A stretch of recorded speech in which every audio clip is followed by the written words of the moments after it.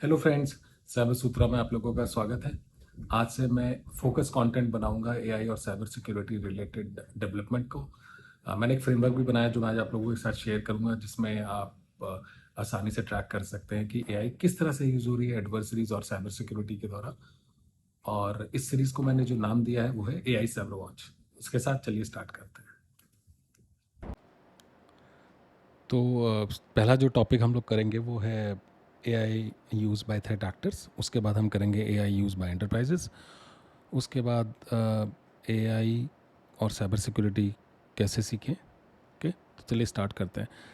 तो जैसा मैंने पहले कहा था कि जो एआई और साइबर सिक्योरिटी का जो कन्वर्जेंस है वो पिछले काफ़ी सालों से हो रहा है। ओके, तो अगर आपको लगता है कि एआई कुछ नया है साइबर सिक्योरिटी के लिए, तो ऐसा नहीं है। मैं करीब 20 साल से जानता हूँ कि मैंने देखा है कि एआई किस तरह से यूज़ हो रहा है। एक फ्रॉड डिटेक्शन का एक स्पेस होता है साइबर सिक्योरिटी में, जिसमें एआई काफ़ी पॉपुलर है। जैसे कि अगर आप लोगों ने कभी बैंकिंग किया हो, तो जब भी आप कुछ नई एक्टिविटी करते हैं तो आपको एक ओटीपी आता है। ओके, ये ऑथेंटिकेशन का फॉर्म है, एडिशनल ऑथेंटिकेशन। इसको स्टेप अप ऑथेंटिकेशन कहते हैं कि अगर सिस्टम को लगता है कि जो कस्टमर है बैंक का, उसने कुछ नई एक्टिविटी करी है, जैसे एग्जांपल एक नई लोकेशन से लॉगिन किया, तो वो ओटीपी भेजता है। तो ये सारा काम ऑथेंटिकेशन के थ्रू होता है, और इसको रिस्क बेस्ड ऑथेंटिकेशन कहते हैं, और इसके अंदर एआई यूज़ होता है। ओके, तो इस पे कोई नई बात नहीं है। उसके अलावा थ्रेट प्रिवेंशन में यूज़ होता है और डिटेक्शन में यूज़ होता है, बहुत जगह यूज़ होता है, पर हम उसकी बात बात आगे जाके करेंगे। बट अगर मैं इस पूरी एआई और साइबर सिक्योरिटी की बात करूं, किस तरह से काम कर रहा है, तो मैं इसको एसेंशली दो कैटेगरीज में बात करूंगा। और आगे से मैं जो भी एपिसोड्स बनाऊंगा एआई और साइबर के डेडिकेटेड एपिसोड, उसमें मेरा कंटेंट सारा इन्हीं दो के अराउंड होगा कि किस तरह से वन थ्रेट एक्टर्स, जिनको या हम एडवर्सरी साइबर क्रिमिनल्स कुछ भी कह सकते हैं, वो किस तरह से एआई यूज़ कर रहे हैं, और जो एंटरप्राइजेज हैं, जो बिजनेसेस हैं, वो एआई को किस तरह से यूज़ कर रहे हैं। ओके, तो सबसे पहले हम थ्रेट एक्टर्स के बारे में स्टार्ट करते हैं। तो ये बहुत सारी चीज़ें इसमें अभी टेस्टिंग चल रही है, कुछ ओपन सोर्स प्रोजेक्ट्स भी अवेलेबल है। अगर आप सर्च करेंगे साइबर सिक्योरिटी जीपीटीज, तो आपको मिल जाएगा। बाय द वे, मैं एक्सपेक्ट कर रहा हूँ कि आपको बेसिक टर्मिनोलॉजी पता है, आपने कोई कोर्स कर रखा है जनरेटिव एआई का, तभी आप इसके बाद आए हैं। ये मिनिमम नॉलेज आपको चाहिए, वरना बहुत सारी टर्म्स है जो ऊपर जाएंगी। ओके, तो जो थ्रेट एक्टर्स है साइबर क्रिमिनल्स हैं, वो दो तरीके से एआई यूज़ कर सकते हैं। जैसे पहला है एज असिस्टेंट या कोपायलट, जिसको हम कहते हैं। जैसे कोड लिखने के लिए, तो मान लीजिए उनको कोई एक ऐसा कोड लिखना है मलिशियस, जिससे कि सिस्टम को आसानी से कंट्रोल कर सके, तो वो इस तरह का कोड यूजिंग एआई लिख सकते हैं, जिसमें मैलवेयर, रैंसमवेयर और एक्सप्लॉइट के कोड लिखे जा सकते हैं। अभी तक क्या होता था कि उनको लेट्स से ग्रुप्स या टीम बना के कोड लिखना पड़ता था, but because of copilots, code copilot specially, उनको ये करने की कोई ज़रूरत नहीं है। अच्छा, एक और बात है कि अभी तक जितने भी जीपीटीज़ आए हैं, वो ज़्यादातर उनमें कुछ ना कुछ सेंसर्स हैं, सेंसरशिप है, रेस्ट्रिक्शंस हैं।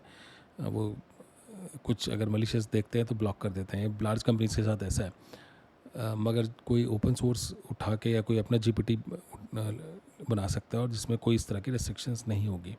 तो ये पहला यूज़ केस है जिसमें कि एडवर्सरीज एआई को यूज़ करके मलिशियस कोड को आसानी से लिख सकते हैं।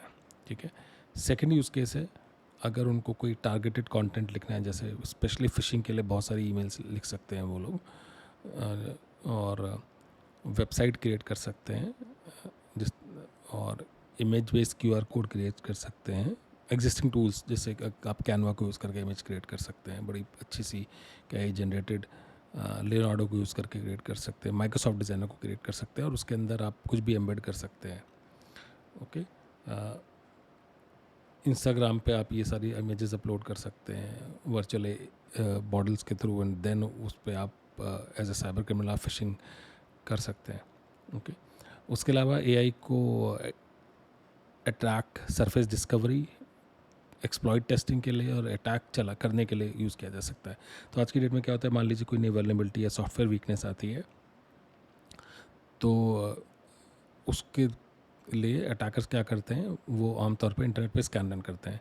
अब मैंने कुछ डेटा पढ़ रहा था, एक रिपोर्ट में था कि अब 2 साल पहले तक उनको एक एक्सप्लॉइट के आने के बाद उनको करीब कुछ हफ्ते लग जाते थे करने में, लेकिन अब आधा घंटा 1 घंटे के अंदर वो लोग टेस्टिंग इंटरनेट पे स्कैनिंग करना चालू कर देते हैं कि ये जो सॉफ्टवेयर है जिसमें वल्नरेबिलिटी है इसके कोई पब्लिकली एक्सपोज इंस्टेंसेस हैं या नहीं है, तो इतना एक्टिव हो गए हैं। ओके, और जब उनको मिल जाती है तो फिर वो एक्सप्लॉइट वहाँ पे एग्जीक्यूट करते हैं किसी भी प्लेटफॉर्म के थ्रू। वो सॉफ्टवेयर हो सकता है, मेटास्प्लॉइट हो सकता है, और भी ओपन सोर्स जो एक्सप्लॉइट किट्स के या वल्नरेबिलिटी एक्सप्लॉइटेशन के सॉफ्टवेयर आते हैं उनको यूज़ कर सकता है। उसके अलावा जब कुछ मिल गया उसको एक्सप्लॉइट लेट से सक्सेसफुल हो गया तो उसके बाद की एक्टिविटी क्या करनी है, तो ये मल्टीपल स्टेप्स है। तो ये जो स्टेप्स होते हैं ये कुछ दिन में एग्जीक्यूट होते हैं, और ज़्यादा जितना कॉम्प्लेक्स एनवायरनमेंट होगा वो कुछ महीने भी लग सकते हैं, डिपेंड करता है कि टारगेट एनवायरनमेंट क्या है। मैंने सारे टाइप के इंसिडेंट्स देखे हैं जिसके अंदर कि कुछ अटैक्स होंगे जो कुछ महीने में होंगे और पिछले कुछ दिनों में कुछ घंटों में होते हैं। जैसे स्पेशली रैंसमवेयर के जो होते हैं ना अटैक्स, उसमें क्या होगा कि कोई पब्लिकली फेसिंग वेब सर्वर होगा, उसको अटैक करेंगे, एक्सप्लॉइट करेंगे, और फिर एनवायरनमेंट को इन्फेक्ट करके सारा डेटा डंप करेंगे और फिर एक्सटॉर्शन के लिए मेल कर देंगे या रैंसमवेयर वाले पेज अपडेट हो जाएगा। तो ये पूरा जो प्रोसेस है इसमें जो मैनुअल वर्क है ये सारा ऑटोमेट किया जा सकता है एआई के थ्रू। ओके, तो ये एक है। और इसके लिए जो साइबर क्राइम के जीपीटीज़ हैं उसके टूल किट्स पे ऑलरेडी काम चल रहा है।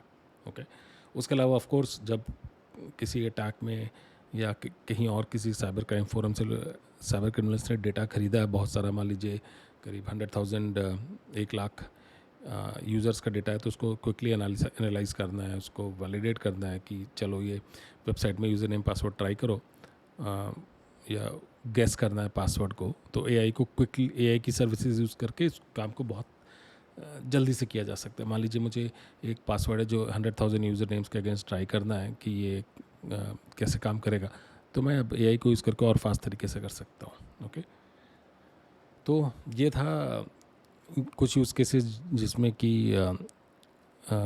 जो थ्रेट एक्टर्स हैं वो एआई यूज़ कर सकते हैं। अच्छा, ये तो उनका खुद के यूज़ करने के लिए। अब कुछ थ्रेट एक्टर्स ऐसे भी होते हैं जो डायरेक्ट अटैक में नहीं आते, उसको एज ए सर्विस देते हैं। Cyber crime as a service, fraud as a service, malware as a service, ransomware as a service, phishing as a service, ये सब फॉर्म्स है cyber crime as a service के। ओके, तो इसमें जैसे example वो सेल कर सकते हैं प्रॉम्प्ट्स, कि अगर आप ये प्रॉम्प्ट टाइप करेंगे तो आपका जो भी आपका एआई की सर्विस है वो जेल ब्रेक या एडिशनल फंक्शनैलिटी दे देगी, उसको जेल ब्रेक कर सकते हैं। जैसे एग्जांपल आपने कुछ एक ऐसा प्रॉम्प्ट लिखा जिसमें कि आपको let's say number of credits कम ज़्यादा लग रहे हैं, लेट्स से आपने 100 क्रेडिट ले रखे हैं और आपका प्रॉम्प्ट है 50 क्रेडिट कंज्यूम कर रहा है, जो आपके लिए बहुत ज़्यादा। तो हो सकता है आप एक ऐसा वो आपको प्रॉम्प्ट बता दिया जाए जिससे कि आप वही काम आप लेट्स से 25 क्रेडिट में कर लें, 10 क्रेडिट में कर लें। मैं एक सिंपल सा एग्जांपल दे रहा हूँ। उसके अलावा एडिशनल फंक्शनैलिटी की जो चीज़ें पहले नहीं कर रहा हो उसको वो कोड को जनरेट कर सके। जैसे कि आपको मलिशियस कोड लिखना है लेकिन वो मना कर रहा है, तो वो आपको एक ऐसा प्रॉम्प्ट बता देगा साइबर क्रिमिनल कि आप सेम काम कर सकते हैं, बट प्रॉम्प्ट आपका थोड़ा चेंज हो जाएगा। ओके, उसके अलावा सेकंड यूज़ केस जिसमें थ्रेट एक्टर्स यूज़ कर सकते हैं cyber crime as a service को इनेबल करने के लिए, कि वो अपना जो सॉफ्टवेयर वो बेच रहे हैं उसको प्रोटेक्शन इन्हांस करने के लिए। जैसे example ransomware as a service के बहुत सारे किट्स मिलते हैं, तो उनकी और सिक्योर हो जाएं, वो ज़्यादा एग्जीक्यूट कर सकें। उसके अलावा रैंसमवेयर एज ए सर्विस की किट पे, मतलब let's say web based product है या वेब बेस्ड सर्विस है, तो उसमें वो कहीं भी कॉन्टेक्चुअलाइज हेल्प की, अगर अच्छा आपको स्टेप नंबर 1 ये करिए, स्टेप नंबर 2 आपको डॉक्यूमेंटेशन नहीं पढ़ना एज अ एंड यूज़र, ठीक है, तो वो ऑटोमेटिकली स्टेप बाय स्टेप आपको बताएगा और आप बोलेंगे हाँ एग्जीक्यूट कर दो तो वो एग्जीक्यूट भी कर देगा आपके बिहाफ के। और अगर उसको कुछ रियल टाइम इश्यूज़ लगते हैं तो डोमेन भी स्विच कर सकता है या सर्वर स्विच कर देगा कि ओके रशिया में सर्वर ब्लॉक है, चलो मैं उसको चाइना में अप कर देता हूँ। एग्जाम्पल दे रहा हूँ। उसके अलावा cyber crime as a service में इनिशियल एक्सेस सेलिंग कॉमन है, या ऑलरेडी इंसिडेंट्स दिख रहे हैं जब से ChatGPT लॉन्च हुआ था 2022 के एंड में, जहाँ पे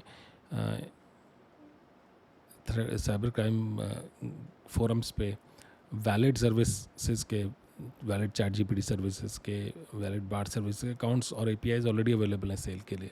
ओके, उसके अलावा कुछ ऐसे भी एग्जांपल्स हैं जहाँ पे वर्कलोड, जहाँ पे AI आप की सर्विसेज इनेबल्ड हैं उनको आप यूज़ कर सकते हैं डीडॉस करने के लिए, क्रिप्टो माइनिंग करने के लिए, और डेटा एडम्स अवेलेबल है बहुत सारे कंपनीज़ के। ओके, तो इस तरह से थ्रेट एक्टर यूज़ कर सकते हैं। और अगेन मैं ये जो फ्रेमवर्क है इसको अपडेट करता रहूँगा ताकि नए यूज़ केसेस जो आ रहे हैं वो हम देख सकें और साइबर सिक्योरिटी को और बेटर कर सकें। अगला जो हम बात करते हैं वो है एआई किस तरह से एंटरप्राइज यूज़ कर सकते हैं। तो एक तो जो सबसे कॉमन काम हो रहा है वो एंटरप्राइजेज या एंड यूजर्स कर रहे हैं, वो एआई इनेबल्ड प्रोडक्ट्स या सर्विसेज यूज़ कर रहे हैं। जैसे मार्केटिंग में बड़ा कॉमन है कि लोग ग्राफिक डिज़ाइनिंग के लिए एआई की एप्लीकेशंस यूज़ कर रहे हैं। ओके, और उसके अलावा ये भी हो रहा है कि जो इंडिविजुअल्स और एम्प्लॉयज़ दोनों कर रहे हैं अक्रॉस मल्टीपल डिवीजन। ऐसे नहीं कि सिर्फ मार्केटिंग में कर रहे हैं, इंजीनियरिंग में भी कर रहे हैं। जैसे लोग को पायलट टेस्ट कर रहे हैं या नई सर्विस लॉन्च कर रहे हैं, नए लेट से किसी वेंडर ने आया और उसने एक नया मॉडल लॉन्च किया है या उसने एक नई सर्विस लॉन्च करी है जो लेट से एनवीडिया की निम सर्विस, एक एग्जांपल दे रहा हूँ सर्विस का, या AWS के सेज मेकर से सस्ती है तो उसको ट्राई करना चाहते हैं और उस पर वो सेंसिटिव डेटा अपलोड कर रहे हैं। तो सबसे पहला काम जो एक एंटरप्राइज़ को करना है साइबर सिक्योरिटी के अराउंड वो है कि जो एआई अडॉप्शन है उसकी सिक्योरिटी। एग्जांपल, एम्प्लॉयज़ कौन सी ऐप्स यूज़ कर रहे हैं, उनमें क्या डेटा अपलोड कर रहे हैं, कोई लीक तो नहीं हो रहा। Most basic use case. Okay, second, अगर बिजनेसेस खुद की ऐप्स को एआई इनेबल कर रहे हैं तो उनकी सिक्योरिटी, जैसे कोपायलट हर कोई बना रहा है या चैटबॉट्स और बेटर कर रहा है ताकि कस्टमर एक्सपीरियंस बेटर हो जाए, तो इसके लिए एप्लीकेशन डेवलपमेंट होगा, एआई की सर्विसेज होंगी और साथ ही साथ ओपन सोर्स एआई के कंपोनेंट भी होंगे, क्योंकि नई चीज़ें एआई तो डेवलपर कुछ भी डाउनलोड कर सकते हैं।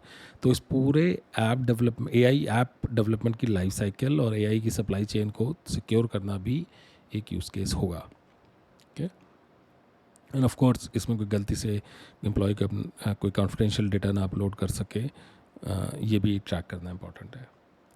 थर्ड जो चीज़ जो रेलेवेंट है वो सिक्योरिटी पर्सपेक्टिव से वो ये है सिक्योरिटी यूजिंग एआई। ओके, तो मैं रिमाइंड करा रहा हूँ, पहला एंटरप्राइजेस के लिए security of AI adoption, security of AI adoption by business applications and security using AI, यानी एआई को यूज़ करके साइबर सिक्योरिटी आप कैसे कर सकते हैं।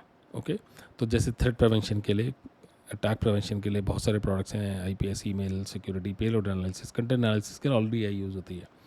एआई को साइबर सिक्योरिटी की टीम्स एज अ को पायलट यूज़ कर सकती है, रिपोर्ट रन करने के लिए, क्वेरी रन करने के लिए, हाई प्रायोरिटी टास्क पे काम करने के लिए, इंसिडेंट की समरी और और कोई रिपोर्ट ड्राफ्ट करने के लिए।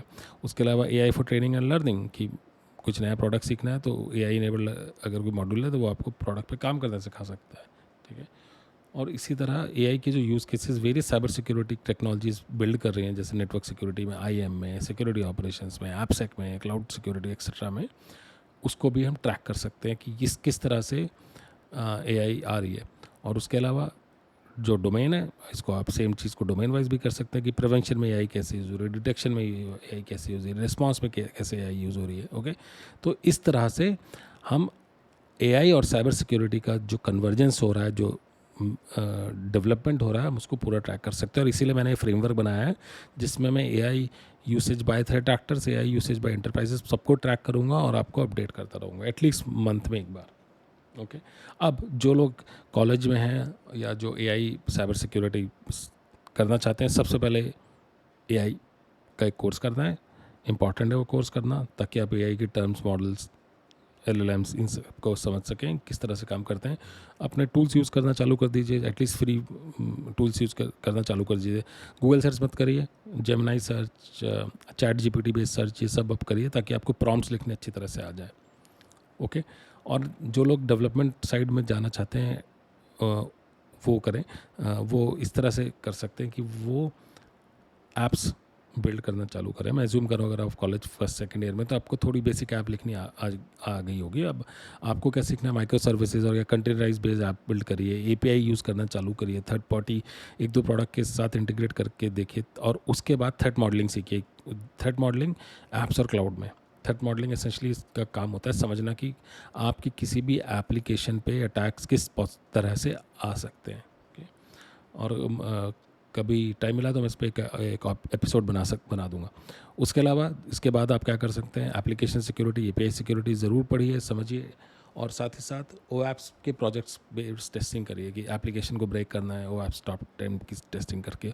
और सिमिलरली OAuth की AI सिक्योरिटी एक्सचेंज को देखिए, उनके LLM टॉप 10 को देखिए, और बहुत सारे उनके AI के सिक्योरिटी के प्रोजेक्ट्स हैं, उनको ट्रैक करते रहिए ताकि आप समझ सकें कि क्या डेवलपमेंट हो रहा है। ओके, तो application security, AI app security is where future is going.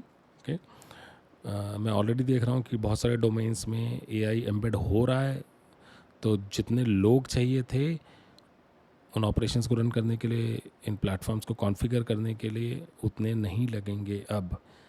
जो फोकस होगा और डिफरेंट टाइप के ऐप्स की तरफ जा रहा है, तो जितनी जल्दी आप स्किल सीखेंगे उतनी जल्दी आपको अपॉर्चुनिटी भी मिलेंगी। Okay, with that thank you so much, I will see you next time. Channel को सब्सक्राइब करिए, शेयर करिए, ताकि लोगों के पास ये चैनल पहुंच सके और हम सब साथ में लर्न कर सकें और ग्रो कर सकें। Thank you so much, I will see you next time.